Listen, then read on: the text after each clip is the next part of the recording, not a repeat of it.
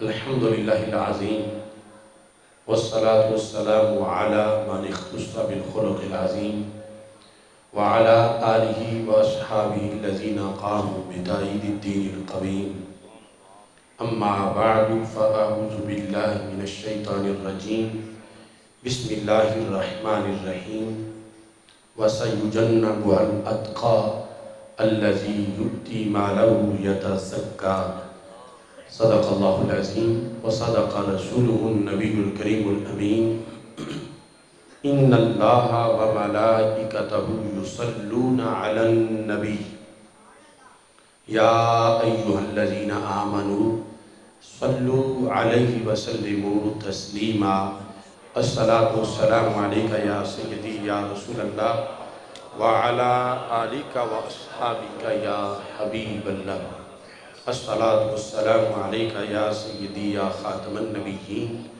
وعلا آلیکہ واصحابکہ یا اول النبیین و یا آخر النبیین مولا صلی وسلم دائما ابدا علی حبیبکہ خیر الخلق کلہم منظم عن شریک فی محاسنہ فجوہر الحسن فیہ غیر منقاسم محمد تاج رسل اللہ خاتبتا محمد صادق الاقوال والکلم محمد ذکرہ روح لانفسنا محمد شکرہ فرد علی الامم رب صلی وسلم دائما ابدا علی حبیبک خیر الخلق کلہم۔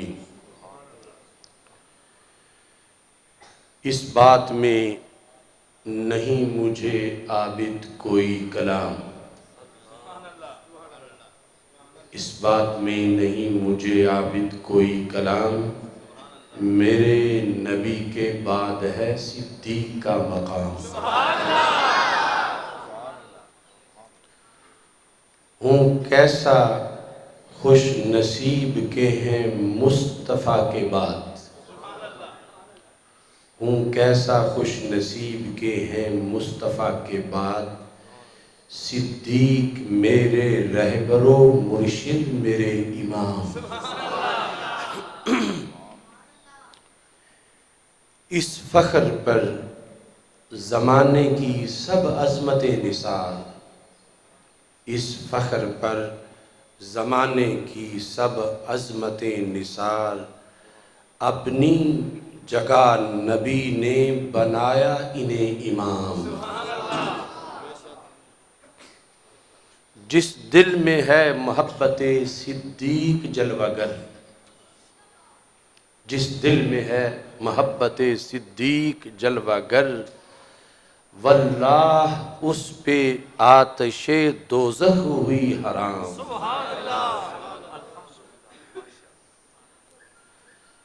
جس نے خدا کی راہ میں سب کچھ لٹا دیا، مولائے کائنات کو بھی جس کا احترام۔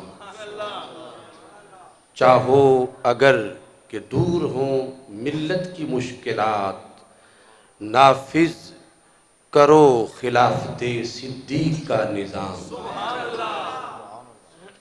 اللہ تبارک و تعالی جل جلالہ وعم نوالہ واتم برہانہ وعظم شانہ وجل ذکرہ وعز اسمہ کی حمد و ثنا، اور حضور سرور کائنات مفخر موجودات زینت بزم کائنات دستگیر جہاں غم گسار زمان سید سروران حامی بے کساں قائد المرسلین خاتم النبیین احمد مجتبی جناب محمد مصطفیٰ صلی اللہ علیہ وآلہ وصحابہ وبارک وسلم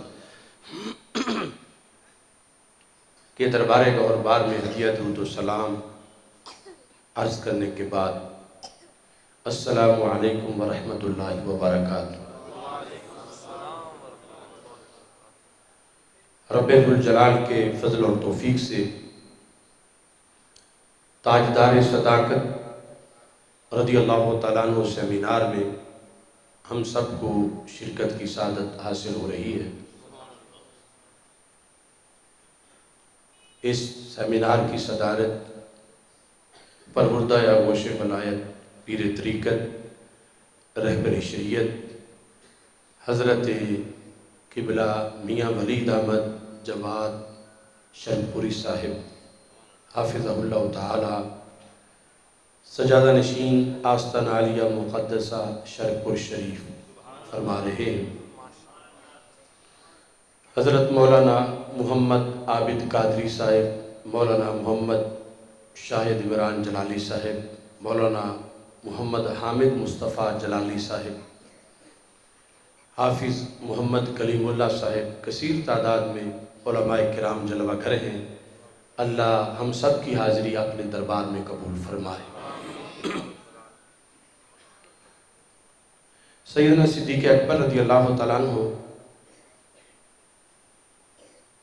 کی افضلیت کہ آپ رسول پاک صلی اللہ علیہ وسلم کے بعد تمام انبیاء و رسل کے بعد صرف اس امت میں ہی نہیں ساری امتوں میں سب سے افضل ہے، یہ اجماعی عقیدہ ہے۔ اس اجماعی عقیدے کو قرآن مجید، احادیث رسول صلی اللہ علیہ وسلم، اقوال صحابہ، اقوال اہل بیت رضی اللہ تعالی عنہ اور 14 صدیاں جو بیت گئی ہیں ان کے ائمہ مجددین مجتہدین کی حمایت حاصل ہے۔ اس سلسلہ میں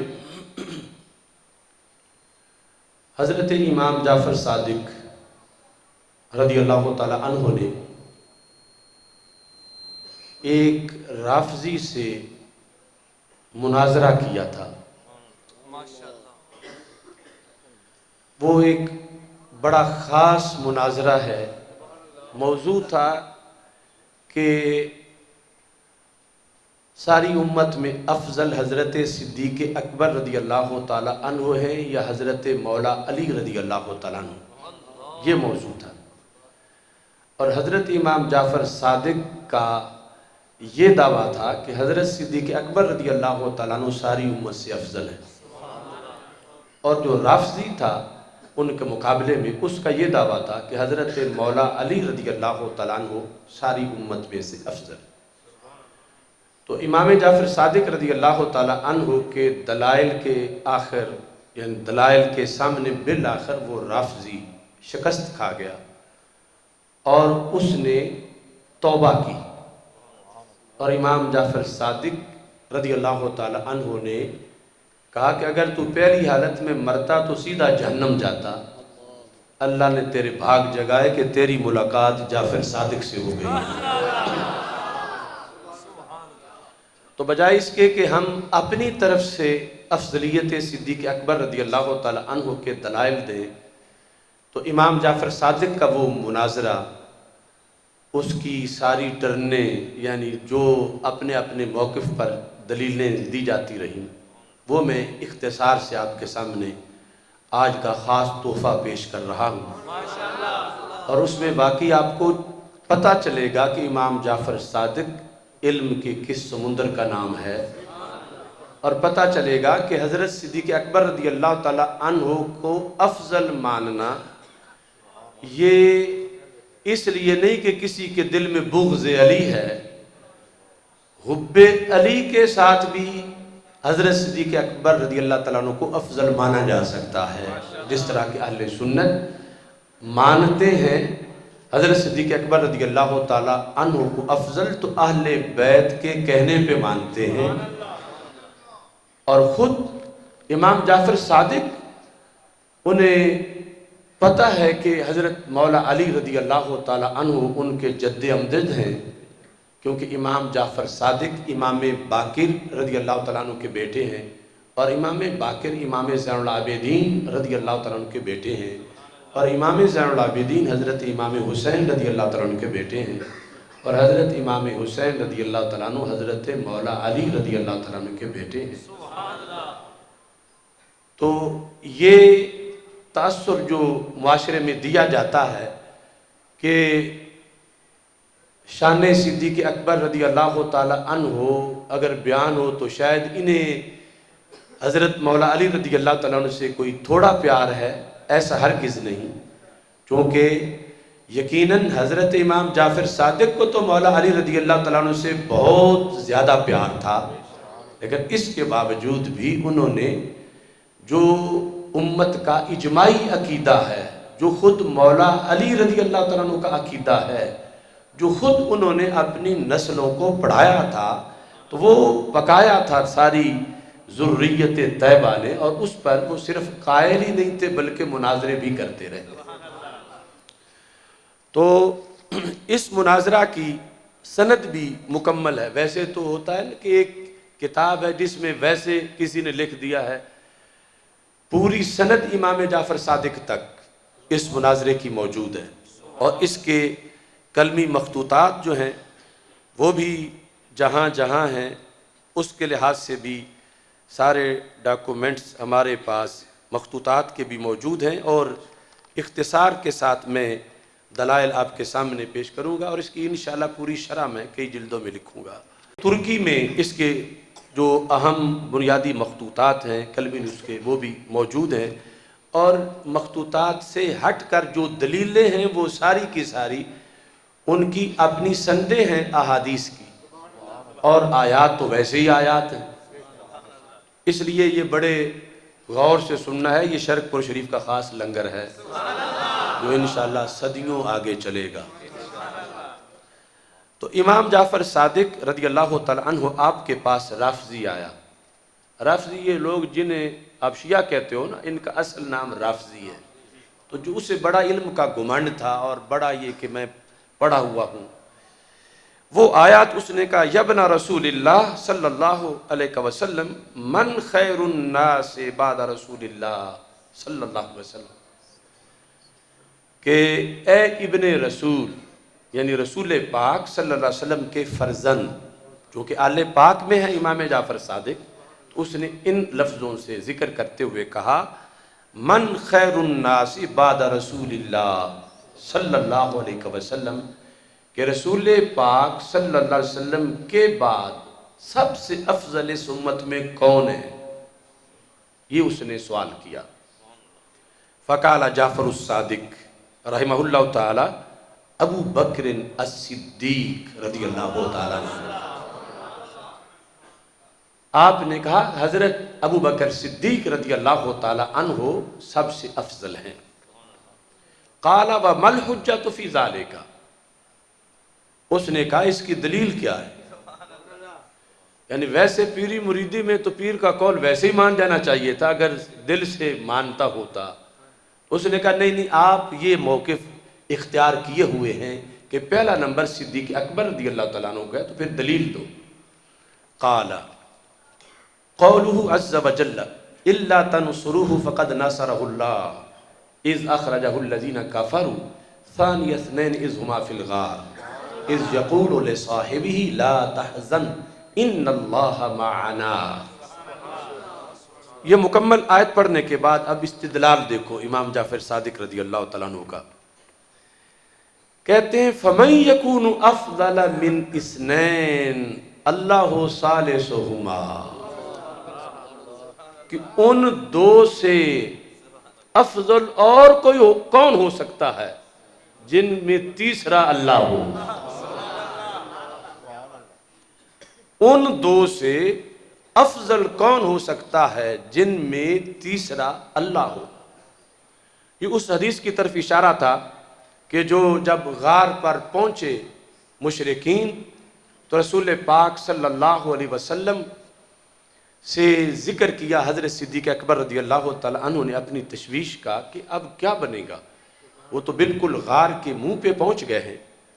तो हमारे आका अलैहिस्सलाम ने फरमा फमा ज़न्नुका बिइस्नैन अल्लाहु सालिसुहुमा, सिद्दीक उन दो को क्या खतरा है जिनके साथ तीसरा खुद अल्लाह है। अल्लाहु सालिसुहुमा। तो इस तरह आपने दलील जो दी तो तरीका ये था, फरमाया जिन दो में से दो के साथ तीसरा अल्लाह है, उन दो से अफजल और कौन हो सकता है।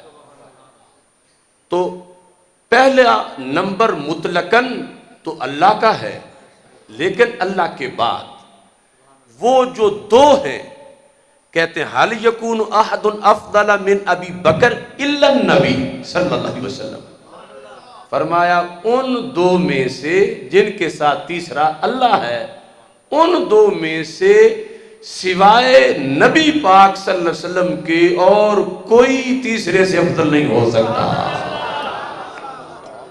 حل یکون افضل من نبی بکر الا النبی صلی اللہ علیہ وسلم، فرمایا صدیق اکبر رضی اللہ تعالی عنہ سے اس آیت کے مطابق افضل صرف ایک ذات ہو سکتی ہے، اور وہ ذات نبی اکرم صلی اللہ علیہ وسلم کی ذات گرامی۔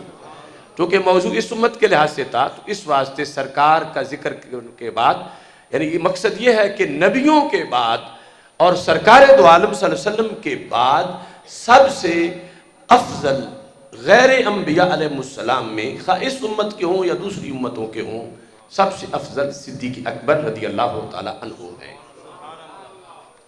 جب آپ نے یہ بیان کیا قال له الرافضی فإن علی بن ابی طالب علیہ السلام بات علی فراش رسول اللہ صلی اللہ علیہ وسلم غیر جزع ولا فز، اس نے کہا نہیں، سب سے افضل مولا علی رضی اللہ تعالیٰ عنہ ہے۔ دلیل کیا ہے؟ اس نے کہا ہجرت کی رات وہ چارپائی جس پہ لیٹنا بڑا خطرناک تھا کہ اس جگہ سارے مشرکوں نے حملہ کرنا تھا، وہ چارپائی سب کے فوکس میں تھی، وہاں حضرت مولا علی رضی اللہ تعالیٰ عنہ بڑے اطمینان سکون سے لیٹ گئے، نہ جزع نہ فزع، نہ کوئی گھبراہٹ نہ کوئی بے سکونی۔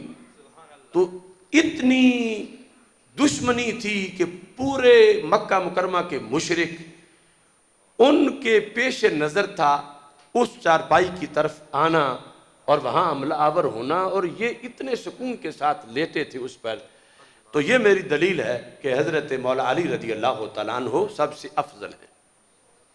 قال له جعفر وکذالک ابو بکر مع النبی صلی اللہ علیہ وسلم غیر جزع ولا فزع، فرمایا جب وہ چارپائی پہ لیٹنا اتنا اہم ہے تو چارپائی والے کے ساتھ رہنا کتنا اہم ہوگا۔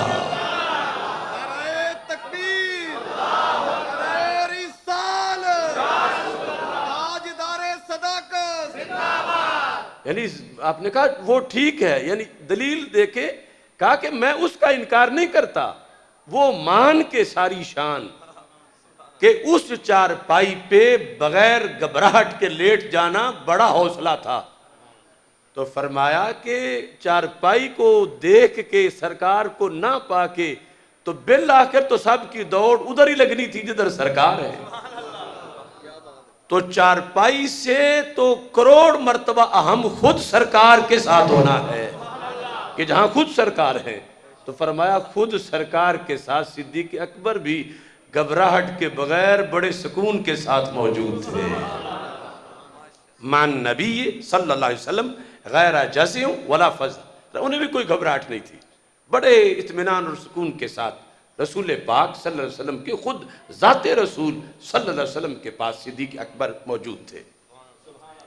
اب رافضی نے کہا فَإِنَّ اللَّهَ تَعَالَى يَقُولُ بِخِلَافِ مَا تَقُولُ، کہنے لگا امام جعفر صادق رب کچھ اور کہتا ہے تم کچھ اور کہتے ہو۔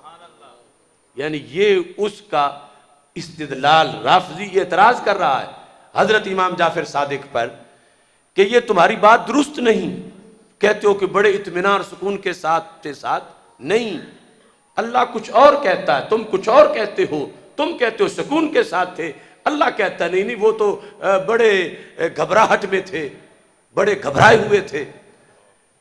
قال له جعفر وما قال، وہ قرآن سے مجھے بھی تو سناؤ کہاں رب نے کہا کہ بڑے گھبرائے ہوئے تھے۔ اب دیکھو مناظرہ ہے۔ قال اذ یقول لصاحبہ لا تحزن ان اللہ معنا، اللہ فرما رہا ہے کہ رسول پاک صلی اللہ علیہ وسلم اپنے صاحب کو یعنی صدیق اکبر رضی اللہ تعالیٰ عنہ کو کہہ رہے تھے، حوصلہ دے رہے تھے لا تحزن کہ گھبراؤ نہیں، غم نہ کرو. تو یہ تو ادھر تو گھبراہٹ تھی کہ لا تحزن کہا رسول پاک صلی اللہ علیہ وسلم نے. تو امام جعفر صادق نے کہا لا، رب قرآن سچا ہے، تم جھوٹے ہو، کہ تمہیں فرق ہی نہیں کہ حزن اور جزا فضا میں فرق کیا ہوتا ہے. اور حزن تھا تو کس بات پہ تھا، اور یہ کہ حزن اور ہے جزا فضا اور ہے. آپ نے فرمایا لِأَنَّ الْحُزْنَ غَيْرُ الْجَزِ وَالْفَزِ. قرآن سے مجھے جزا فضا دکھاؤ کہ ابو بکر جزا فضا کے ساتھ تھے، وہاں ہائے ہائے کر رہے تھے اور معاذ اللہ بڑے گھبرا گئے تھے، وہ دکھاؤ. حزن اور چیز ہے، یہ تمہاری دلیل نہیں ہے. کیوں؟ آپ نے فرمایا حزن ابی بکر ان یقتل النبی صلی اللہ علیہ وسلم. ابو بکر صدیق کا حزن وہ تشویش تھی کہ کہیں ہمارے محبوب علیہ السلام شہید نہ ہو جائیں، اور قیامت تک کے کروڑوں عاشقوں کو جواب میں نے دینا ہے کہ ابو بکر تم اکیلے تھے، ہم تو تھے نہیں، اور میں اکیلا اب بعد کے کروڑوں غازی حضرت صدیق اکبر کے ایک لمحے کا مقابلہ نہیں کر سکتے، کہ میں ساتھ ہوں، جواب میں نے دینا ہے. رب اب کیا بنے گا کہ دشمن غار کے منہ پہ آ گئے ہیں. تو کہا یہ تشویش تھی، گھبراہٹ نہیں تھی، یہ تشویش اور فکر مندی تھی. ایک تو سرکار دو عالم صلی اللہ علیہ وسلم کی ذات اور شہادت کے لحاظ سے، دوسرا وَلَا يُدَانُ بِدِينِ اللَّهِ، کتنا اچھا دین سرکار دے رہے تھے اور شہید ہو گئے تو یہ دین پورا کیسے ہوگا. ابھی تو مدنی زندگی آئی نہیں، ابھی تو کتنا قرآن اترنا ہے، اور دشمن تو گھٹ نہیں کریں گے. یعنی جنہوں نے سر کی قیمت لگا رکھی ہے، تو اب کیا بنے گا. دشمن تو منہ پہ، غار کے منہ پہ آ گئے ہیں. تو امام جعفر صادق کہتے ہیں ایک تو حزن اور ہے، جزا فضا اور ہے، اور دوسرا حزن بھی اپنا نہیں، اپنے نبی کے بارے میں ہے. کہتے ہیں فَكَانَ حُزْنٌ عَلَى دِينِ اللَّهِ وَعَلَى نَبِيِّ اللَّهِ. دین کی فکر تھی، اللہ کے رسول علیہ السلام کی فکر تھی. وَلَمْ يَكُنْ حُزْنُهُ عَلَى نَفْسِهِ، اپنی کوئی فکر نہیں تھی، اپنی کوئی فکر نہیں تھی. یہ مناظر اہل بیت وضاحت کر رہے ہیں، جنہیں وہ رافضی کہہ رہا تھا قرآن اور کہتا ہے تم اور کہتے ہو. آپ نے کہا میں قرآن کے مطابق کہتا ہوں، تو مخالف بول رہا ہے. لم یکن حزنہ علی نفسہ، یہ تشویش تھی، جزا فضا نہیں تھا، اور تشویش بھی اپنی نہیں تھی، تشویش بھی نبی علیہ السلام کے بارے میں تھی، دین کے بارے میں تھی. کیفا، فرما اس بندے کو اپنی فکر کیسے ہو سکتی ہے. وقد السعتہ اکثر من میات فما کا لحس، فرما جس کو سانپ نے 100 ڈنگ مارے اور اس نے ایک بار بھی سی نہ کی، اسے اپنی فکر کیا تھی. تو کہا اپنی فکر نہیں تھی، ورنہ تو کسی ایک ڈنگ پر ہی پاؤں پیچھے ہٹا لیتے. 100 ڈنگ کھائے اور آگے غم فضا جزا نہیں، ورنہ آئے تو کرتے. تو امام جعفر صادق کہتے ہیں جو 100 ڈنگ کھا کے ایڑی نہ ہلا کے سی بھی نہ کرے، اسے امت کا دلیر بندہ کہا جاتا ہے. اب یہ آپ نے اس حدیث کی طرف حوالہ دیا کہ جب غار پر پہنچے تھے تو رسول پاک صلی اللہ علیہ وسلم سے حضرت صدیق اکبر رضی اللہ تعالیٰ عنہ نے کہا کہ محبوب آپ باہر تشریف رکھیں، پہلے اندر میں جاتا ہوں. لفظ یہ تھے ان کان فیہ شیء اصابنی، اگر کوئی کاٹنے والی چیز ہو مجھے کاٹے، آپ تو محفوظ رہیں. تو اگر اپنی جان کی فکر ہوتی تو پہلے کیوں جاتے، اور جا کر پھر 100 بار اس کے کاٹنے پر ایڑی ہٹا ہی نہیں رہے. تو امام جعفر صادق نے کہا قرآن سچا ہے، رافضی تو جھوٹا ہے. اور کہا ادھر چارپائی تھی، ادھر ذات رسول علیہ السلام تھی، اور ادھر بہت دلیری ہے مگر حملہ نہیں ہوا تھا، ادھر 100 ڈنگ لگے تھے اور سی پھر بھی نہیں کی تھی۔ تو لہٰذا فرمایا کہ میری دلیل راجح ہے، چارپائی پہ لیٹنا ہجرت والے دن بڑی شان ہے، مگر یوں ذات رسول علیہ السلام کا پہرا دینا جیسے حضرت صدیق اکبر رضی اللہ تعالیٰ عنہ نے دیا، یہ اس سے بھی بڑی شان ہے۔ اب اس پر رافضی اس بات کو چھوڑ گیا، اب اس نے نیا موضوع اسی سے منسلک شروع کر دیا، اپنے دعوے پر نئی آیت دلیل پیش کی کہ مولا علی رضی اللہ تعالیٰ عنہ سب سے افضل ہے۔ کہتا ہے انما ولیکم اللہ ورسولہ والذین آمنوا الذین یقیمون الصلاة ویؤتون الزکاة وہم راکعون، نازل فی علی بن ابی طالب رضی اللہ تعالی عنہ حین تصدق بخاتمہ وہو راکع، کہ حضرت مولا علی رضی اللہ تعالیٰ عنہ نماز پڑھ رہے تھے۔ یہ بات، یہ دلیل ہماری کتابوں میں بھی ہے، اس واسطے امام جعفر صادق اس کو تسلیم کر کے اگلا جواب دیں گے کہ یہ ٹھیک ہے، یہ ان کی شان ہے، مگر کہا تیری آنکھیں اندھی کیوں ہیں کہ اس سے بڑی صدیق اکبر کی شان تجھے کیوں نہیں نظر آ رہی؟ وہ بھی تو اس سے پہلی آیت میں۔ تو اس بنیاد پر یعنی یہ جو تفسیر وہ پیش کر رہا ہے اس ہم انکار نہیں کرتے، کیونکہ ہمارے امام نے انکار نہیں کیا۔ تو حالت رکوع میں تھے، اگرچہ اس پر میں یہ معلومات کے لحاظ سے کہہ دوں، یہاں تصفیہ کتاب پڑھی ہے حضرت پیر میر علی شاہ صاحب رحمۃ اللہ علیہ کی، انہوں نے یہ لکھا ہے کہ یہ انما ولیکم اللہ ورسولہ سب سے پہلا مصداق اس کا صدیق اکبر ہے۔ جو رافضی پیش کر رہا تھا حضرت مولا علی رضی اللہ تعالیٰ عنہ کے بارے میں، تو کہا ان کے بارے میں بھی ہے، لیکن جتنی ان کے بارے میں اس سے پہلے صدیق اکبر کے بارے میں ہے۔ تو اب حضرت امام جعفر صادق سے وہ اپنی دلیل بیان کر رہا تھا کہ رکوع میں تھے اور منگتا آ گیا کہ اللہ کے نام پر دو، تو انہوں نے سلام کا بھی انتظار نہ کیا اور اپنی انگوٹھی اتاری اور اس کی طرف پھینک دی، اور ان کی شان میں یہ آیت اتری کہ وَيُؤْتُونَ الزَّكَاةَ وَهُمْ رَاكِعُونَ، حالت رکوع میں ہی اللہ کے نام پہ دے دیتے۔ تو اس نے کہا یہ دیکھو انما ولیکم اللہ ورسولہ والذین آمنوا، تو یہ شان ہے مولا علی رضی اللہ تعالیٰ عنہ کی۔ اب دیکھو سنی ہونا کیا ہونا ہوتا ہے۔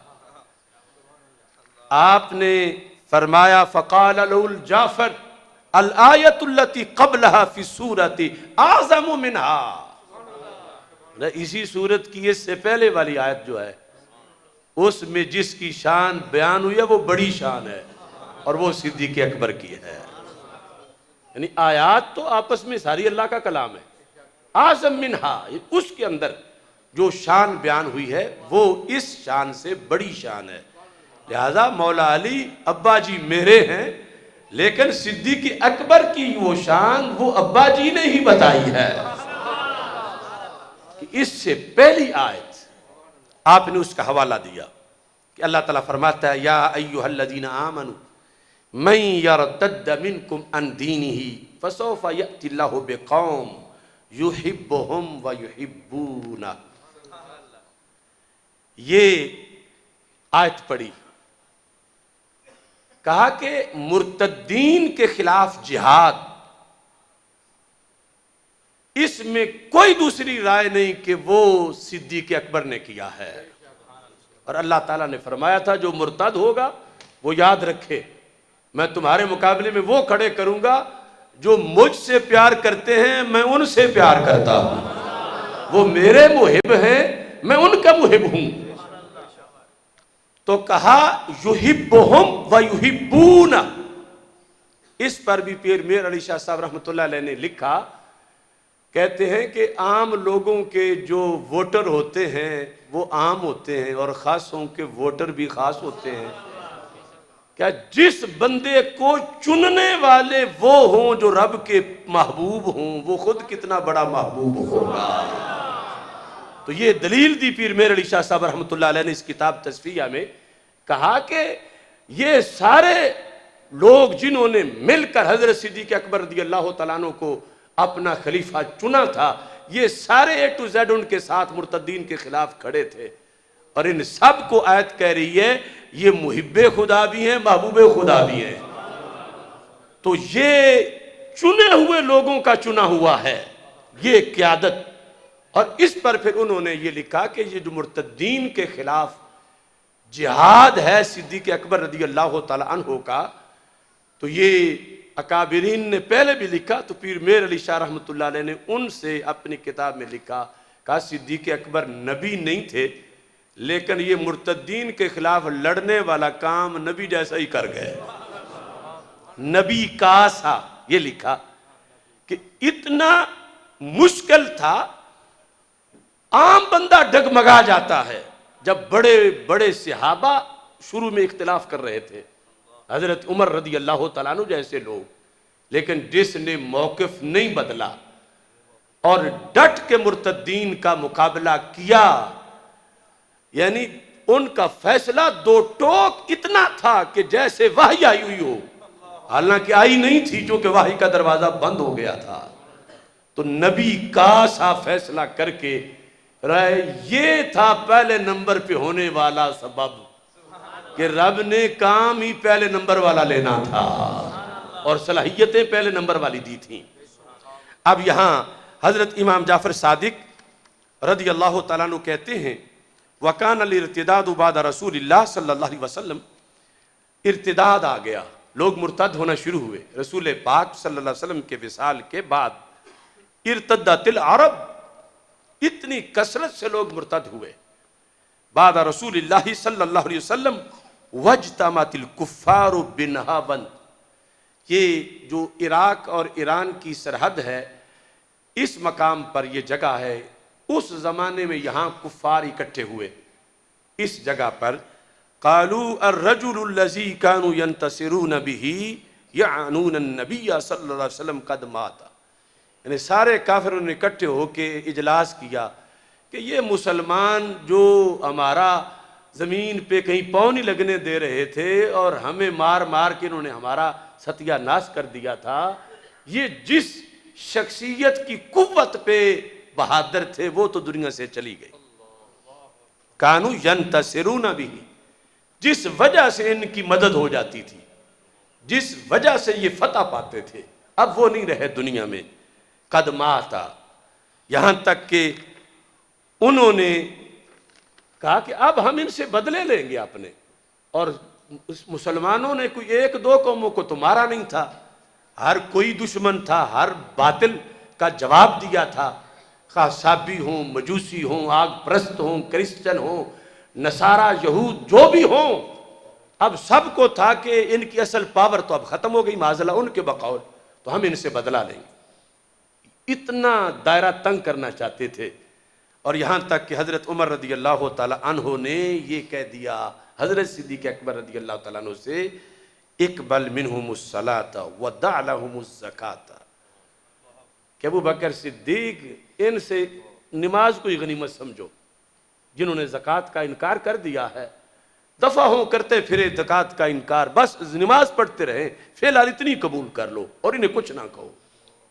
یعنی حالات کہ ارفق بالمومنین، یا امیر المومنین ارفق بالمومنین، نرمی کرو، کیونکہ وہ جواسہ بحرین کا جو علاقہ ہے، اب وہ جگہ بحرین کا موجودہ جو جغرافیہ اس میں نہیں، سعودی عرب کی آخری حد ہے، وہاں جو مسجد تھی جہاں مسجد نبوی شریف کے بعد دوسری جگہ اسلام کا جمعہ شروع ہوا تھا، ہمارے آقا علیہ السلام کے وصال کے بعد وہاں مرتدوں نے قبضہ کر لیا اور جمعہ نہیں ہو سکا۔ ایسے گمبھیر حالات تھے۔ حضرت عائشہ صدیقہ رضی اللہ تعالیٰ عنہ کہتی ہیں واللہ لو نازل بالجبال الراسیات ما نازل بأبی لہادہ، جو میرے ابا جی کے کندھوں پہ بوجھ آیا تھا اگر وہ پہاڑوں پہ آتا تو وہ بھی ریزہ ریزہ ہو جاتے، یعنی اتنے سارے مسائل بیک وقت، اور صدمہ اتنا کہ جتنا کبھی تاریخ میں تھا ہی نہیں. وحی بند ہو گئی ہے، اب فیصلے عرش سے نہیں آئیں گے، اور پھر صدمہ ہے، اور پھر دشمنی اتنی ہے کہ کائنات میں کبھی کسی سے اتنے دشمن نہیں تھے جتنے مسلمانوں کے ہیں. اور نہ چہرہ سرکار کا سامنے ہے کہ 80 زخم ہوں تو ایک بار دیکھنے سے سارا درد ختم ہو جائے. ایسے ماحول میں جس نے ملت کو ڈولنے نہیں دیا اسے صدیق اکبر کہا جاتا. عائشہ صدیقہ کہتی ہیں الا طور ابی لحلھا، یعنی جب اطلاع پہنچی کہ جواسہ میں جمعہ نہیں ہوا، اطلاع پہنچی کہ وہاں جگہ مرتدین ہیں، اطلاع پہنچی وہاں جگہ تو نبوت کا دعویٰ ہو گیا ہے، تو کہا میرے ابا جی پیدل چل کے بھی نہیں گئے، سوار ہو کے بھی نہیں گئے، دوڑ کے بھی نہیں گئے، یعنی جو تیزی تھی جانے کی، کہا اڑ کے پہنچے ہیں ابا جی وہاں پہ، اور وہاں جا کے فتنہ ختم کیا ہے. اب امام جعفر صادق رضی اللہ تعالیٰ عنہ کہتے ہیں جب حضرت عمر جیسا بندہ یہ کہہ رہا ہے کہ فی الحال مسجد نبوی تک محدود ہو جاؤ، حالات سنبھلتے ہیں کچھ تو پھر سب کچھ کر لیں گے، تو حضرت صدیق اکبر نے کیا کہا؟ امام جعفر صادق مناظرے میں کہہ رہے ہیں، کہا لو مانعونی اقالا مما کانوا یؤدونہ الی رسول اللہ صلی اللہ علیہ وسلم لقاتلتہم علیہ.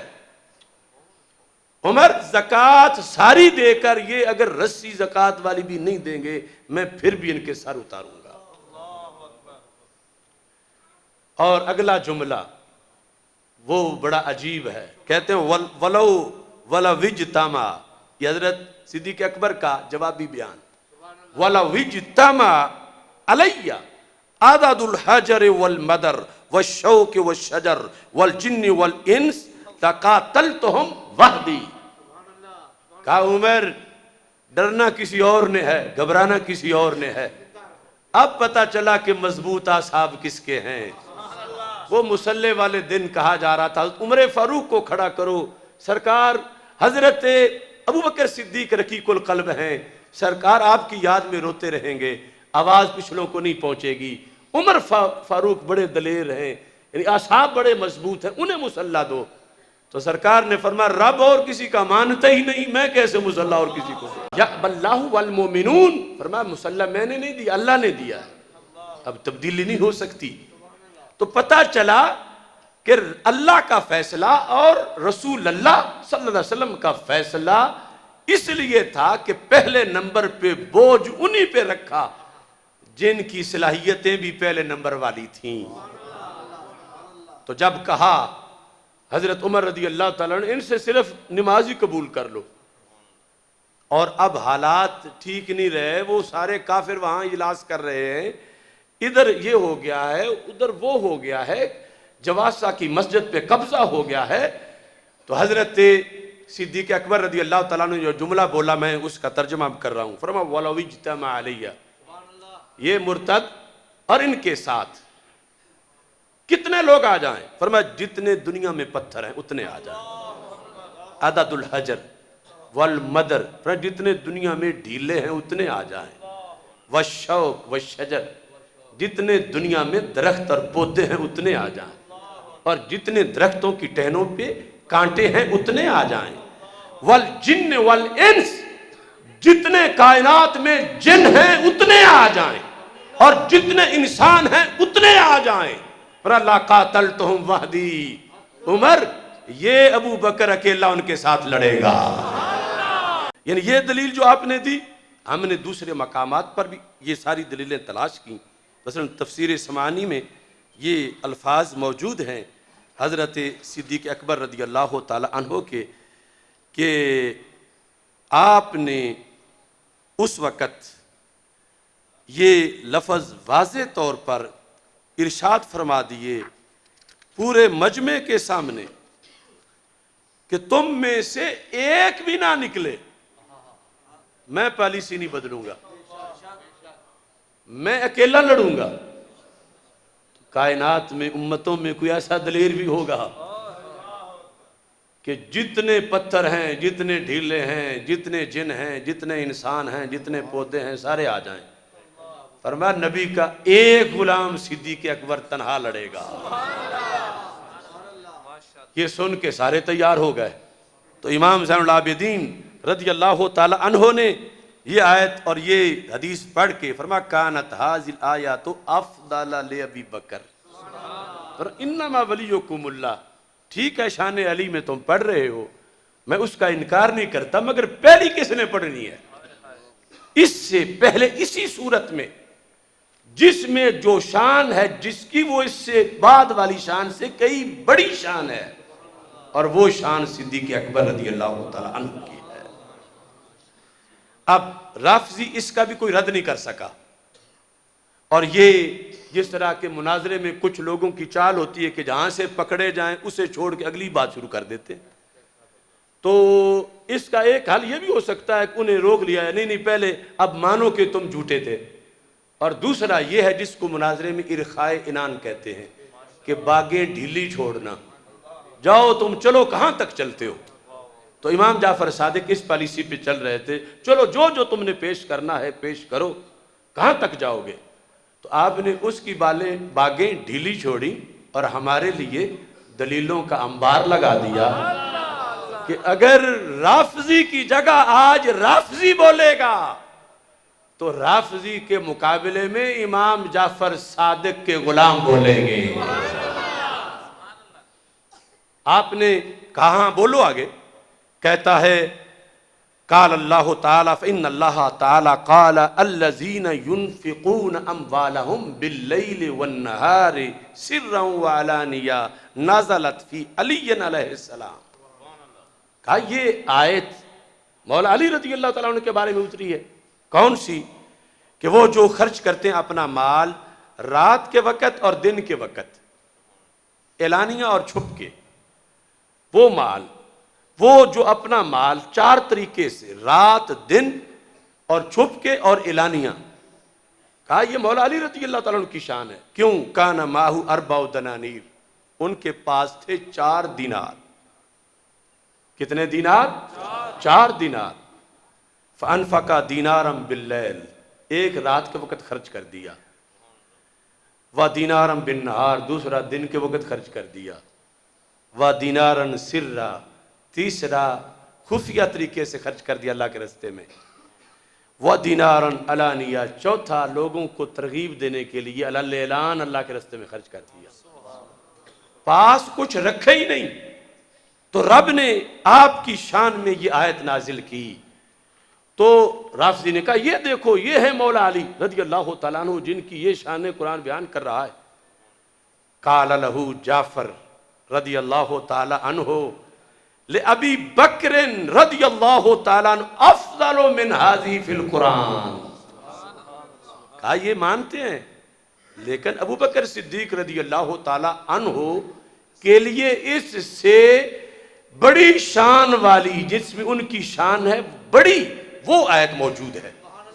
اب دیکھو مناظر اعظم کا انداز۔ اب اس نے کہا کہاں ہے؟ آپ نے پوری سورت پڑھی، واللیل اذا یغشا والنہار اذا تجلی وما خلق الذکر والانثی ان سعیکم لشتی فاما من اعطی واتقی وصدق بالحسنی۔ یہاں پہنچ کر آپ نے تفسیر کی، فرمایا یہ ساری آیتوں میں پتہ کس کا ذکر ہو رہا ہے؟ ابو بکر رضی اللہ تعالیٰ عنہ۔ ابو بکر اما من اعطا فاما من اعطا واتقى وصدق بالحسنى ابو بکر فسنيسره لليسرى ابو بکر وسيجنبها الاتقى ابو بکر الذي يؤتي ماله يتزكى ابو بکر وما لأحد عنده من نعمة تجزى الا ابتغاء وجه رب الاعلى وَلَسَوْفَ يَرْضَى ابو بکر۔ امام جعفر صادق کو کوئی بغض علی نہیں، محبت سچی ہوتی تب ہے کہ جب دونوں کی ہو، چونکہ حضرت مولا علی رضی اللہ تعالیٰ عنہ کا یہ اپنا فرمان ہے، سند سے ثابت ہے، لا یجتمع فی قلب المومن حبی و بغض ابی بکر و عمر، کسی مومن کے سینے میں تو یوں نہیں ہو سکتا کہ میری محبت اور ان کا بغض ہو، اگر ان کا بغض ہے تو پھر میرا بھی بغض ہے، اگرچہ کسی نام اس کا محبت رکھا ہو، اور اگر ان کی محبت ہے تو پھر میری بھی محبت ہے۔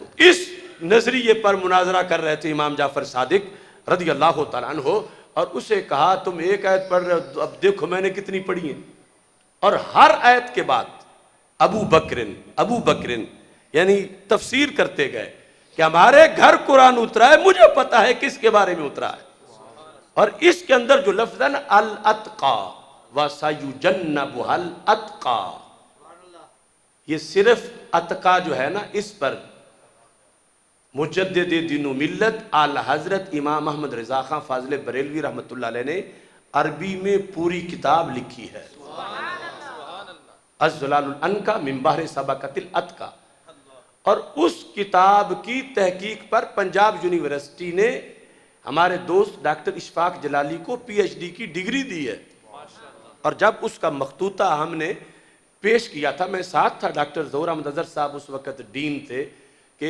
اس پر یہ ہمارے ساتھی پی ایچ ڈی کرنا چاہتے ہیں، تو کافی دیر پہلا صفحہ ہی پڑھتے رہے اس کتاب کا، تو کہتے ہیں لگتا یوں ہے کہ جیسے اس کتاب کو 3-4 سالوں میں انہوں نے لکھا ہو، ایسے ہر لفظ ہے کہ اتنا سوچا ہوگا پھر لکھا ہوگا، لیکن وہ تو لکھ رہے ہیں کہ میں نے 8 گھنٹوں میں ساری مکمل کر دی، تو کہتے ہیں واقعی جس سمت آگے ہو سکے بٹھا دیے ہیں۔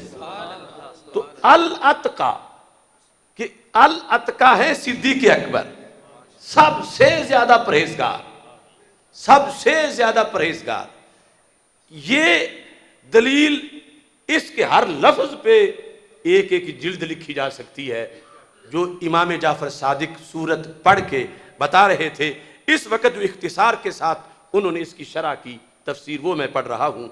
کہتے ہیں 4 دینار تو میرے جد امجد نے خرچ کیے جن کا تو نے حوالہ دیا، سن انفق مالہ ابو بکر انفق مالہ علی رسول اللہ صلی اللہ علیہ وسلم 40,000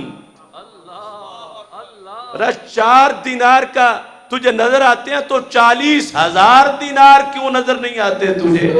تو کہا 40,000 خرچ کیے، اور دے دے کے راہ خدا میں بالآخر کیا ہوا، حتی تجلل بالعبا، یہاں تک کہ جب کپڑا بھی پاس نہ رہا تو بوری پہن بیٹھے صدیق اکبر،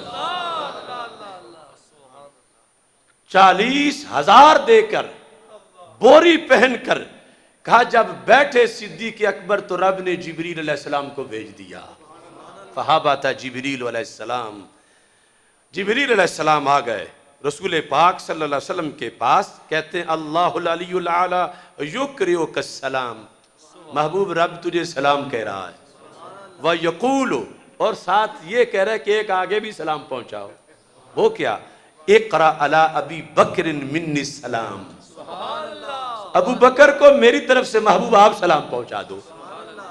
یہ جبریل اس آیت، اس پوری سورت کے اترنے کے بعد وہ یہ بات آ کے کر رہے تھے، اور وَقُلْ لَهُ، حالانکہ رب دلوں کے بھید جانتا ہے، سوال اس لیے نہیں تھا، دلوں کے بھید جانتا ہے۔ سوال کیا ہے کہ محبوب اس سے پوچھو ابو بکر صدیق سے، ہے تو راضی نہ اس وقت بوری پہن کے، راضی ہے نا؟ حالانکہ اللہ کو پتا ہے، لیکن پوچھا تو پھر بات چلتے چلتے مدینہ منورہ سے بھائی کوٹ تک آ گئی، اظہار ہوا تو بات چلی، تو کہا جبریل میرے محبوب علیہ السلام سے پوچھو، سلام دو صدیق اکبر کو کہ آج کپڑے بھی نہیں رہے پاس، بوری پہن کے بیٹھا ہے، پوچھو قُلْ لَهُ أَرَاضٍ أَنْتَ عَنِّي فِي فَقْرِكَ ام ساخط، ابو بکر راضی ہو یا ناراض ہو، راضی ہو یا ناراض ہو اس فقر میں؟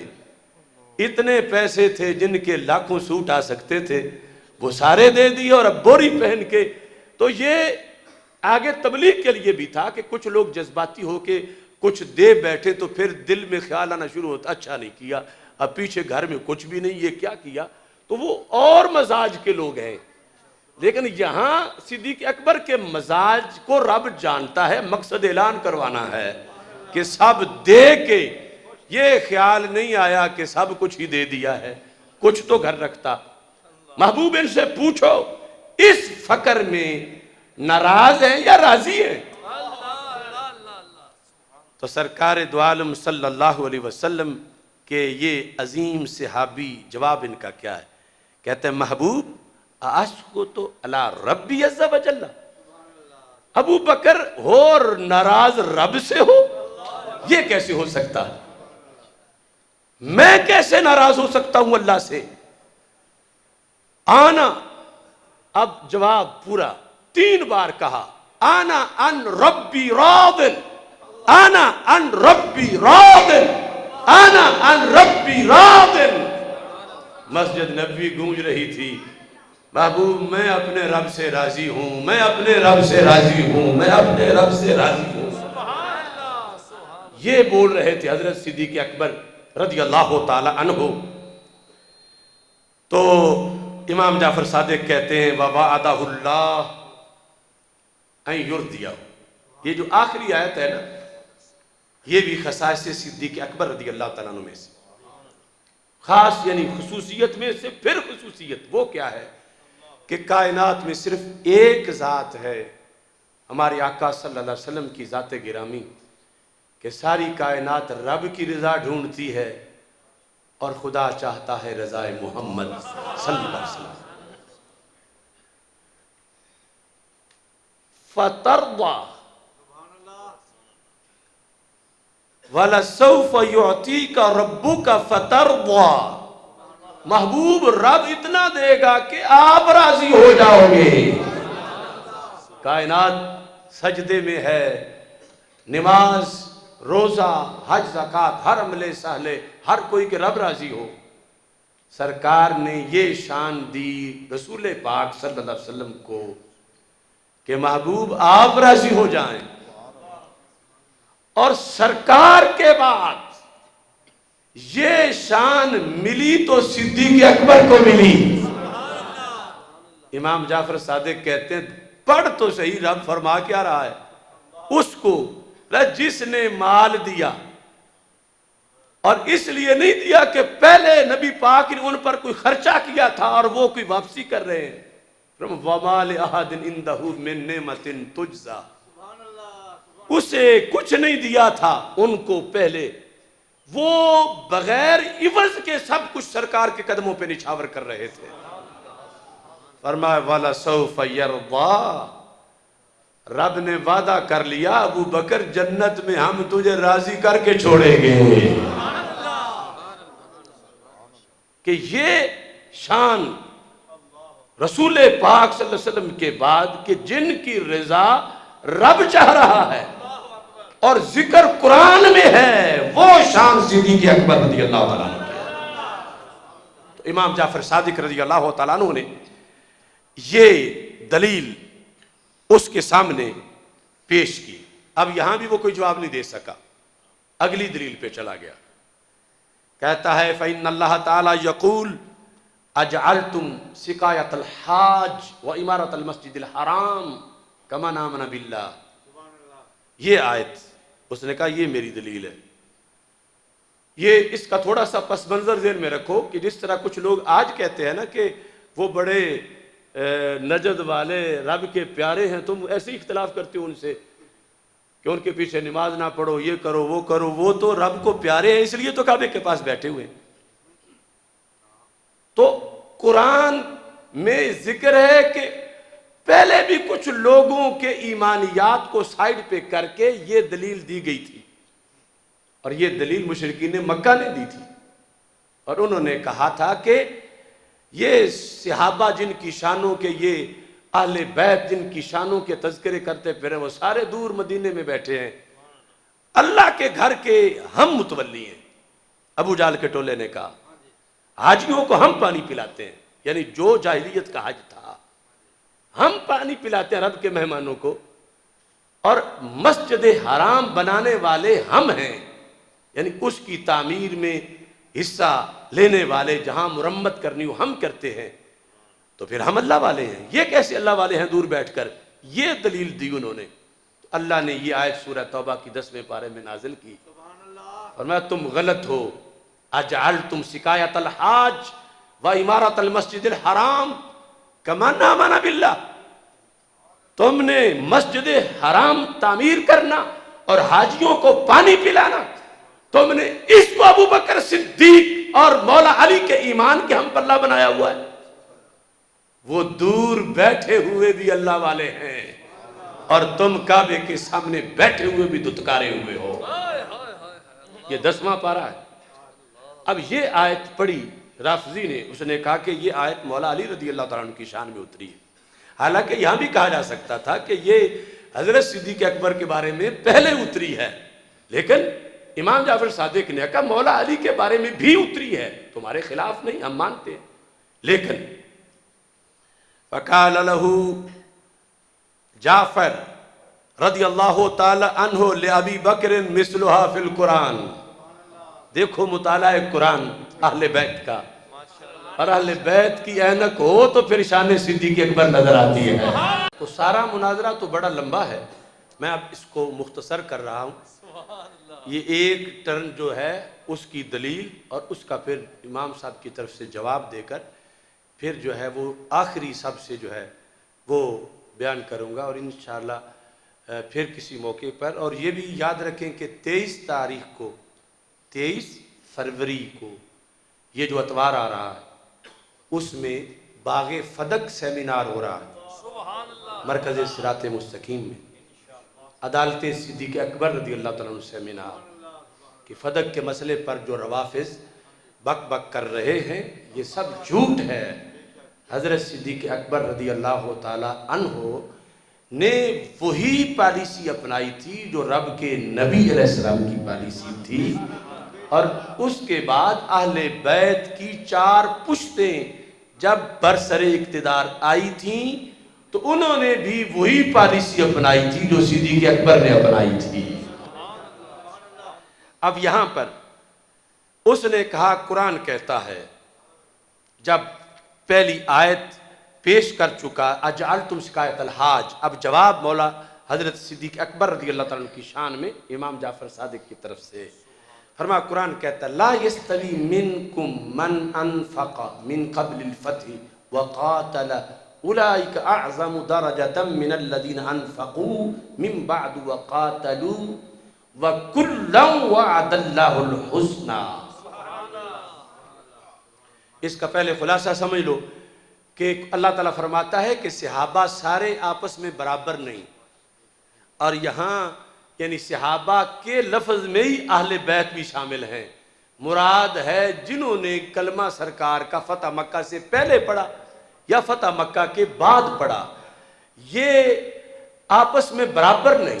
فتح مکہ سے پہلے والوں کی شان بلند ہے اور بعد والوں کی اتنی بلند نہیں ہے، لیکن ایک بات میں سب مشترک ہیں، وَكُلًّا وَعَدَ اللَّهُ الْحُسْنَى، جنتی ہونے میں سارے برابر ہیں، جنتی سارے صحابہ ہیں اس آیت کے مطابق۔ اور اس کے ساتھ وہ آیت اِنَّ الَّذِينَ سَبَقَتْ لَهُم مِّنَّ الْحُسْنَى أُولَئِكَ عَنْهَا مُبْعَدُونَ، کہ جن سے ہم نے حسنہ کا وعدہ کیا ہے وہ جہنم سے دور رکھے جائیں گے، جنت میں جائیں گے۔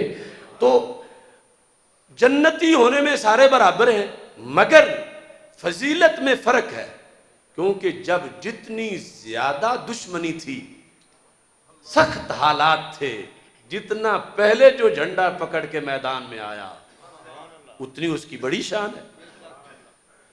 تو یہ آیت پیش کی حضرت امام جعفر صادق رضی اللہ تعالی عنہ نے، اور آگے بتایا کہ اب تصور کرو شان صدیق اکبر رضی اللہ تعالیٰ عنہ کا، ان کی تقریر کہتے ہیں کان ابو بکر اول من انفق مالہ علی رسول اللہ، یعنی فتح مکہ کے بعد کوئی کروڑوں خرچ کرے، جس نے سب سے پہلے خرچ کیا اس کے 5 روپے کا بھی کوئی مقابلہ نہیں کر سکتا. تو کہا انہوں نے تو 40,000 خرچ کیا. کان ابو بکر اول من انفق مالہ علی رسول اللہ صلی اللہ علیہ وسلم. اب یہ ہے کہ جس نے 1 سال بعد کیا ان کے برابر نہیں آ سکتا. جس نے مال 2 سال بعد کیا اعلان نبوت کے وہ نہیں کر سکتا. اور اس میں یاد رکھو کہ اس وقت حضرت مولا علی رضی اللہ تعالی عنہ خود سرکار کی کفالت میں تھے. سرکار کی کفالت میں تھے مولا علی. عمر مبارک چھوٹی تھی. یعنی وہ جو برسر روزگار بندہ مال خرچ کرتا ہے وہ عمر صدیق اکبر کی تھی. تو یہ حوالہ دے رہے تھے امام جعفر صادق. کہا کہ کان ابو بکر اول من انفق مالہ علی رسول اللہ صلی اللہ علیہ وسلم واول من قاتل. یعنی ایک تو ہوتا ہے کہ فنڈ بندہ دے لے مگر پتہ ہو کہ ریلی پہ لاٹھی چارج ہونا ہے تو وہ حاجی صاحب کہیں کہ ذرا میں آج مصروف ہوں. اور پھر دوسرا یہ ہے کہ فنڈ بھی دے اور جا کے ڈنڈے بھی کھائے. اور یہ تو پھر معمولی سی بات ہے. اس وقت کے حالات یہ تھے کہ اگر کوئی شخص مکہ مکرمہ میں آ کر اجنبی بندہ صرف یہ پوچھتا تھا این بیت محمد صلی اللہ علیہ وسلم کہ محمد صلی اللہ علیہ وسلم کا گھر کہاں ہے, یہ قریش کافی جرم سمجھتے تھے کہ اسے ابھی مارو. یعنی سرکار کے گھر کا ایڈریس پوچھنے پر تشدد ہوتا تھا. یہ میں اس وقت کی بات کر رہا ہوں. تو حضرت امام جعفر صادق کہتے ہیں جب چڑیا پر نہیں مارتی تھی مکے کے ماحول میں تو جس نے چوک میں کھڑے ہو کے نعرے لگائے وہ عاشق رسول کہلانے والا سی.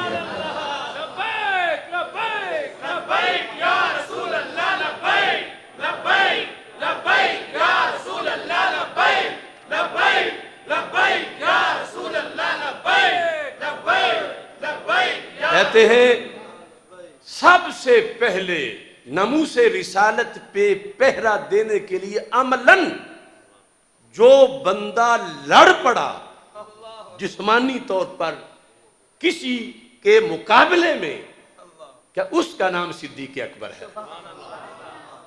اور یہ دلیل خود مولا علی رضی اللہ تعالیٰ عنہ نے دوسری جگہ پہ دی ہے. جب آپ نے مجمع میں پوچھا اپنی خلافت کے زمانے میں من اشجع الناس, لوگوں بتاؤ سب سے دلیر کون بندہ ہے؟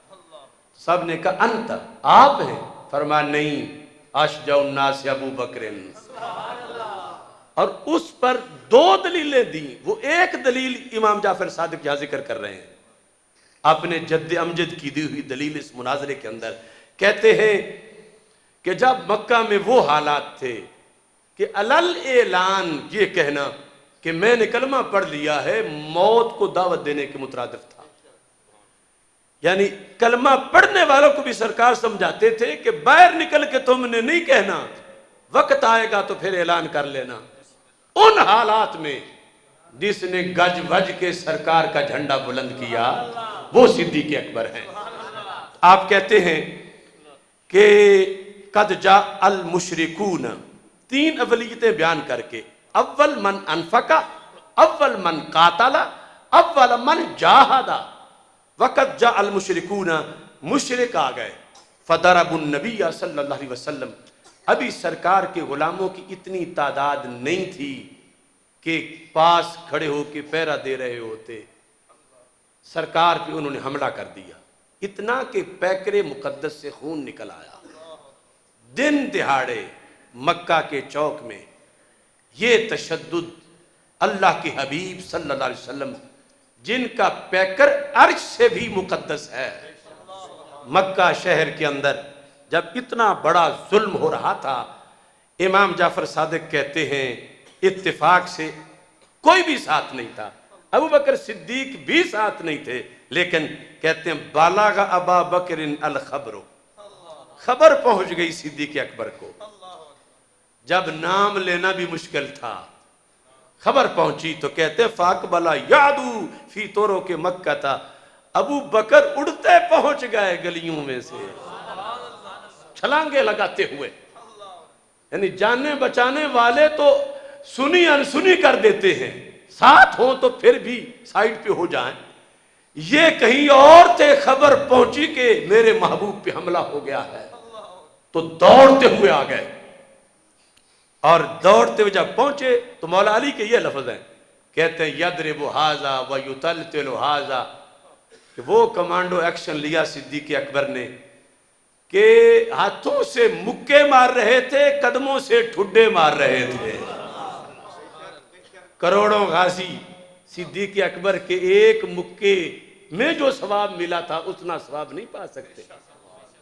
این ذات رسول، آج ہم تو نام رسول صلی اللہ علیہ وسلم پر جان دینے کو سعادت سمجھتے ہیں، خود پیکر رسول صلی اللہ علیہ وسلم کی پر جسمانی تشدد ہو رہا تھا تو سب سے پہلے یہ پروانہ شمع رسالت اس پیکر کے گرد پہنچے پہرا دینے کے لیے، اور اتنا جلد ان سب کو مار کے ہٹایا، ہاتھوں سے مکے یضرب ھذا ویطلطل ھذا، یطلطل ہے قدموں سے گھٹنوں سے مار کے پیچھے ہٹا کے، جس مکہ کے ماحول میں چڑیا پر نہیں مانتی تھی آج یہ عاشق وہاں برسر عام۔ آپ نے کہا تقتلون رجلا نہیں یقول ربی اللہ، او بے شرمو تمہیں شرم نہیں آئی، تم اس محبوب پہ حملہ کر رہے ہو جو تمہیں ایک خدا کا پیغام دینے آئے ہیں۔ اور اگلا لفظ بڑا اہم تھا، کہا کتنے بے قدرے لوگ ہو، محبوب تو دیے نہیں جاتے، قد جاءکم من ربکم، رب نے تم بے قدروں کے پاس اپنا حبیب بھیج دیا ہے اور تم یہ کر رہے ہو۔ یہ جب آپ نے ان کو ایک بار پیچھے ہٹایا تو امام جعفر صادق کہتے ہیں آخذوا ابا بکر، سرکار کو چھوڑ کے سب نے صدیق اکبر پہ حملہ کیا۔ یہ پہلی جان نثاری ہے۔ تو کیا ہوا؟ ضربوہ ہو، ابو بکر صدیق بھاگے نہیں، مار کھائی، وہ بہت سے تھے، کتنا مارا کتنا مارا، حتی ما تبین انفہ من وجہہ، کہا کہ ناک اور رخسار کا فرق ختم ہو چکا تھا، یعنی یوں چہرہ مبارک حضرت صدیق اکبر رضی اللہ تعالیٰ عنہ کا اس تشدد سے ابھر گیا کہ پتہ نہیں چلتا تھا ناک کہاں ہے رخسار کہاں ہے۔ آج دھویں کے مارے ہوئے ملنگ کہتے ہیں کہ ابو بکر نے کیا کیا تھا، 2 گھڑیاں غار میں بیٹھا۔ یہ پوچھو اہل بیت سے کہ ابو بکر کتنا وفاشیار اور وفادار ہے اور کتنی ان کی قربانیاں ہیں۔ تو کہا یہ اولیت صرف انہیں حاصل ہے اور کوئی نہیں تھا اس وقت پوری دنیا میں جو یوں اعلانیہ اپنے زور بازو سے اپنے محبوب پہ پیرا دے۔ یہ فقط صدیق اکبر تھے ابتدائی دنوں میں۔ فرمایا اس واسطے وہ جو میرٹ بنا ہے نا رب کے ہاں کہ پہلے کون نکلا، پہلے مال کس نے دیا، پہلے ساتھ کس نے دیا، پہلے محبوب کی حفاظت کرنے کے لیے دشمنوں کو کس نے مارا اور پہلے کس نے مار کھائی، یہ ساری پہلوں نے ابو بکر کو پہلا بنا دیا۔ یہ دلیل۔ اب اس پر میں اختصار میں آخری بات اب کر رہا ہوں کہ جس وقت آخری دلیل دی امام جعفر صادق نے، فقال الرافضی یا ابن رسول اللہ صلی اللہ علیہ وسلم، اب شروع میں ابن رسول کہا تھا، درمیان میں ویسے ہی بولتا تھا، شروع میں اس لیے کہہ رہا بیٹھا تھا کہ پتہ نہیں کوئی اس وجہ سے ہی میری حمایت کر دے، اور اب سارا کچھ دیکھ چکا تھا اور انکار اس کا دم توڑ چکا تھا۔ کہتا ہے یا ابن رسول اللہ صلی اللہ علیہ وسلم اَيَقْبَلُ اللَّهُ توبتی مما کنت علیہ من التفریق بین ابی بکر و عمر و عثمان و علی رضی اللہ تعالیٰ عنہم، کیا اس جرم کی توبہ قبول ہو سکتی ہے جو میں نے کیا ہے کہ میں تو ان چاروں میں فرق کرتا رہا، میں تو خلفائے ثلاثہ سے بغض رکھتا رہا، اور آج پتا چلا کہ ان کا پیار تو سبق ہی مولا علی کا ہے، تو میں نے تو بڑا جرم کیا، تو کیا اس جرم کی توبہ قبول ہو سکتی ہے؟ قال نعم، امام جعفر صادق نے کہا ہاں، باب التوبہ مفتوح، توبہ کا دروازہ کھلا ہے، ابھی تو کب مرا ہے، تو زندہ ہے، توبہ کا دروازہ کھلا ہے۔ فَأَكْسِرِ الْإِسْتِغْفَارَ لَهُمْ اَمَا إِنَّكَ لَوْ مُتَّ وَأَنْتَ مُخَالِفُهُمْ مُتَّ عَلَى غَيْرِ فِطْرَةِ الْإِسْلَامِ، اگر تو اسی حالت میں مر جاتا جس میں تو مناظرہ کرنے آیا تھا تو سیدھا جہنم میں جاتا۔ قسمت اچھی تھی کہ تو جعفر صادق کو ملا ہے کہ جس نے تیرا سینہ دھو دیا ہے اور تو نے توبہ کر لی ہے۔ تو یہ ہے صدیق اکبر رضی اللہ تعالیٰ عنہ، اور ہم ہیں محب اہل بیت، ہم ہیں محب علی، ہم ہیں ان کی تعلیمات کے وارث۔ اور یہ صرف ایک نہیں، اس طرح کے خطبات اہل بیت کے، وہ امام زین العابدین کے ہوں، وہ امام باقر کے ہوں، اور اوپر حسنین کریمین کے ہوں، اور پھر مولا علی رضی اللہ تعالیٰ عنہ کے ہوں، وہ اتنے ہیں کہ سنتا ہے انسان تو 14 طبق روشن ہو جاتے۔ دنیا نے اپنے آپ کو بدلا گھڑی گھڑی، ایک ہم اہل عشق ہیں، جہاں تھے وہیں رہے۔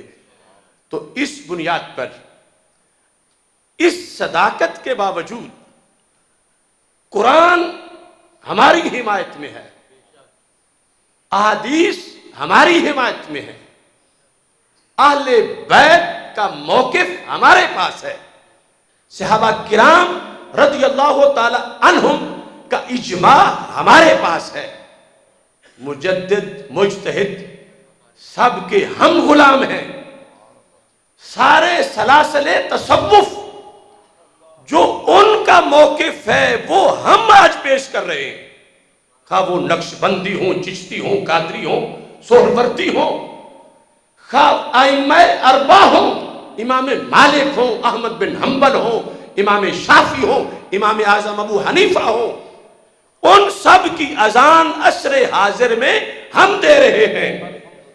صوفیاء، فقہاء، محدثین، مفسرین، یہ مسئلہ ابی طالب میں جو آج کچھ لوگوں کو مرچیں لگ رہی ہیں،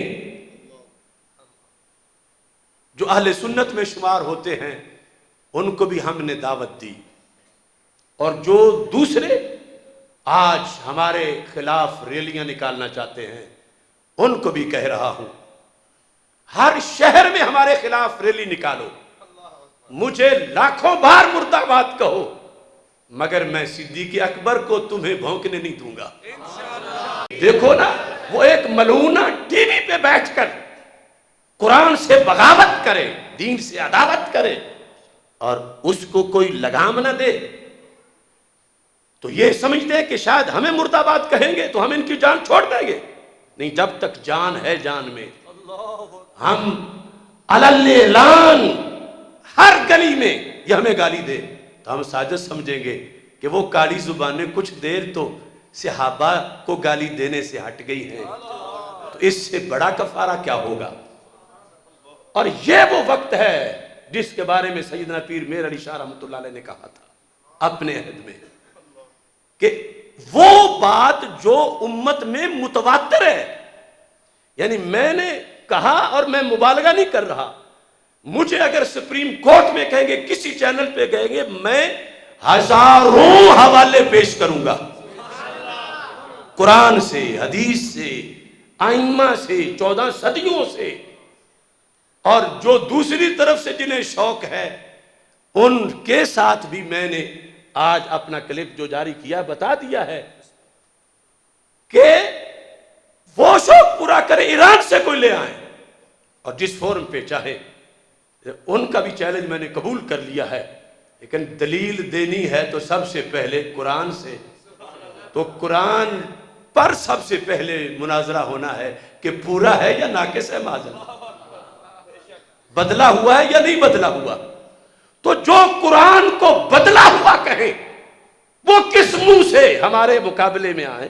پہلے ایمان بالقرآن تو لے آئیں، اور ہمارے پاس ان کے سینکڑوں حوالہ جات ہیں. وہ قرآن جس کا ایک لفظ بدلا ہوا، حرف بدلا ہوا کوئی کہے تو کافر ہوتا ہے. انہوں نے اتنی موٹی کتابیں لکھی ہوئی، ان کے بڑوں نے عربی میں کہ قرآن سارا ہی بدلا ہوا ہے، اور اصل آنا ہی تھا جب امام مہدی آئیں گے. تو ایسے ماحول میں پیر میر علی شاہ رحمۃ اللہ علیہ نے کہا تھا، جب لوگوں نے کہا کہ پیر صاحب ان باتوں میں نہ ہو، فقیر جو ہیں وہ باس مباحثہ نہیں کرتے، تو پیر میر علی شاہ صاحب نے کہا مجھ سے ایسی بے غیرت فقیری نہیں ہوتی. تو میں بھی برملا کہہ رہا ہوں، مجھے مرد آباد کہو، ہائے ہائے کہو، میرے پتلے جلاؤ، مجھے گولیاں مارو، میں انشاءاللہ آخری سانس تک مجھ سے ایسی بے غیرت مولویت نہیں ہوتی.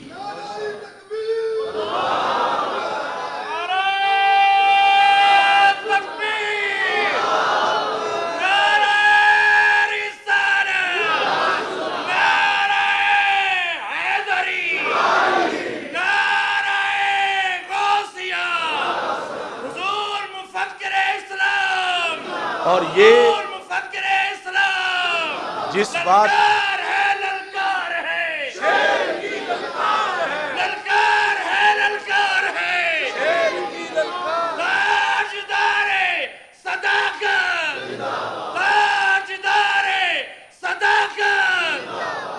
اس بنیاد پر یہ جو بات ہے اب داتا صاحب نے کی ہے تو وہ داتا صاحب کو گالیاں دے رہے ہیں. یعنی میرا رد، اعلی حضرت کا رد، داتا صاحب کا رد، تینوں کا نام لے کے کہتا ہے یہ تینوں کافر ہیں، اور معاذ اللہ ثم معاذ اللہ پھر کہتے تین ہوتے ہی کافر ہیں. وہ خلفائے راشدین کی طرف یہ صورتحال ہے. اب ایسے میں وہ پیر جو چپ کر کے بیٹھے ہیں کہ داتا صاحب کے ساتھ ہمارا بھی وہ نام لیں گے، تو پھر ان کی عزت داتا صاحب سے بڑی ہے. اور میں اداروں کو، ایجنسیوں کو بتانا چاہتا ہوں، سوائے چند مٹھی بھر وہ ایران کے پالتو جو تفضیلی ہیں مسندوں پہ بیٹھے ہوئے اور اہل سنت کا بورڈ لگا کے، داتا صاحب کا بورڈ لگا کے سواریاں گامے شاہجہاں اتارتے ہیں، ان چند کے سوا بھولے نہ رہنا پاکستان کے کروڑوں سنی اسی عقیدے پر ہیں جو مجدد الفسانی کا ہے، جو داتا صاحب کا ہے، جو شیر ربانی کا ہے، جو شاہ سلیمان توسوی کا ہے، جو امام بخاری کا ہے، جو امام اعظم ابو حنیفہ کا ہے، جو حسنین کریمین کا ہے، جو حضرت مولا علی کا ہے، جو حضرت صدیق اکبر کا ہے، جو فیصلہ قرآن کا ہے اور فیصلہ نبی کے فرمان کا ہے. اب یہ مجھے نہیں معلوم کہ وہ مجھے بولیں گے وہ لوگ کب، لیکن سارے ہی اللہ کے فضل سے پوری دنیا میں اہل سنت کا وہی مسلک ہے. 14 صدیوں میں لکھا گیا ہے، ریکارڈ ہے ہمارے پاس. اور یہ اب ان سے بھی قیامت کے دن پوچھا جائے گا کہ جب حاضری لگ رہی تھی تو تم نے کیوں غیر حاضری کی، بولنا چاہیے تھا. بہرحال میں یہ کہہ رہا ہوں، ہم سے ایسی بے غیرت فقیری نہیں ہوتی، اور ہم سے ایسی بے غیرت لیڈری نہیں ہوتی، ہم سے ایسی بے غیرت مولویت نہیں ہوتی. کچھ لوگ کہتے ہیں کوئی یہ اب آپ چپ کرو، آگے بلدیاتی الیکشن ہے، اور وہ بلدیاتی الیکشن کے جشن مناتے پھر رہے ہیں آتش بازی سے. میں کہتا ہوں شرم کرو، وقت جان بازی کا ہے اور تم آتش بازی کر رہے ہو. بات نظریاتی کریکشن کی ہے اور تم بلدیاتی الیکشن کے لیے منہ اٹھائے پھرتے ہو. آؤ نکلو پہرا دو شان صدیق اکبر پہ، آؤ نکلو پہرا دو شان عائشہ صدیقہ پہ، آؤ نکلو پہرا دو شان اہل بیت اطہار پہ، شان صحابہ کرام پہ. یہ پوری کائنات کے خزانے تو ان کے قدموں کی خاک ہے. لٹ گیا عقیدہ اسلاف کا سارا دین. ہمارے جیتے ہوئے داتا صاحب کو بھونکے، ہمارے جیتے ہوئے ان کو کہیں کہ بس ایک صوفی تھا اور گستاخ تھا. یہ تو کل کی ان کی تقریریں ہیں جن کے بارے میں ہمارے لومڑی جیسے لیڈر کہتے ہیں سنی شیعہ بھائی بھائی. یہ تمہارے بھائی ہیں جو داتا صاحب کو بھونک رہے ہیں. یہ طاہر القادری جیسے کمینوں کا قصور ہے کہ جنہوں نے لونڈے پالے تھے پہلے محبت نبی، محبت رسول، محبت اہل بیت کی آڑ میں، اور پھر اس کی قیادت اور اطاعت سے نکل کر اب اعلان بھونک رہے ہیں عائشہ حضرت صدیق اکبر کو. منہاج القرآن کا لونڈا اعلان وہ اس ملونہ عورت کی حمایت میں بول رہا ہے، مجمع میں اسے فون کر کے اس سے بات کروا رہا ہے کہ ہم سارے تیرے ساتھ ہیں، کہ تو نے حضرت صدیق اکبر کو ظالم کہا، تو نے ان کو غاصب کہا، تو سچی ہے، ہم تیرے ساتھ ہیں. یہ کتے کس نے پالے تھے؟ طاہر القادری نے پالے، ریاض شاہ نے پالے، انور شاہ نے پالے. یہ کمینے انہوں نے آ کر ملک میں فتنہ برپا کیا اور بورڈ داتا صاحب کا لگا کے سواریاں گامیشہ اتاری، بورڈ مدینہ منورہ کا لگا کے سواریاں خمینی کے دربار پہ اتاری. بے وجہ تو نہیں چمن کی تباہیاں، کچھ باغ باہیں برق و شرر سے ملے ہوئے. ہم سے ایسی بے غیرت مولویت نہیں ہوتی. ان کا بھی پردہ چاک اور ان کو دینے والے لقمے ایران سے ان کا بھی پردہ چاک. حق ہمارے ساتھ ہے، انشاءاللہ آخری سانس تک اس پر پہرا دیں گے. اور یہ کوئی میرا یا میاں ولید احمد شرک پوری ہمارا مسئلہ نہیں، ہمیں کوئی 1000 کروڑ گالیاں دے، لیکن پوری 14 صدیوں کو کافر قرار دے کے پھر آ کر دین رکھنا کس کے پاس ہے؟ اگر بخاری بھی کافر، مسلم بھی کافر، ترمذی بھی کافر، ابن ماجہ بھی کافر، نسائی بھی کافر، سنن بھی دودھ والے بھی کافر، کیونکہ ان 6 نہیں لکھی ہے حدیثیں کفر ابی طالب پر، تو پھر پیچھے حدیث پڑھنی کس سے ہے؟ رافضی کا تو دین ہی ہے غیب سے آواز آئی اور ہمارے تک سینے سے سینے نے بات پہنچائی. تو اس واسطے اس سازش کو سمجھو، اس سازش کو سمجھو اور اپنا اپنا کردار ادا کرو. قبر میں ہر ایک نے جواب دینا ہے. اللہ تعالی ہم سب کا حامی و ناصر ہو. وآخر دعوانا ان الحمدللہ.